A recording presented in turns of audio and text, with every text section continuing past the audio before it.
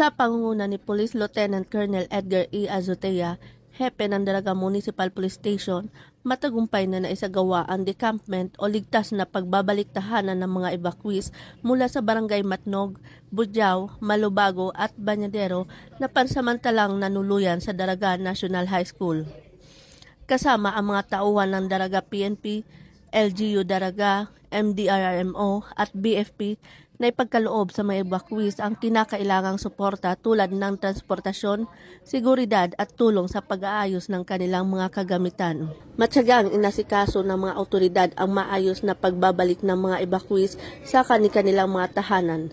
Tiniyak din nila ang kaligtasan at kayusan sa kabuuan ng proseso ng decampment. Ang ganitong uri ng pagtutulungan sa pagitan ng pulisya, lokal na pamahalaan at iba pang mga ahensya ay patunay na mabilis at epektibong tugon ng pamahalaan sa oras ng pangailangan. Patuloy naman ang paalala ng mga autoridad sa publiko na maging alerto at sumunod sa mga abiso ng pamahalaan lalo na sa panahon ng sakuna.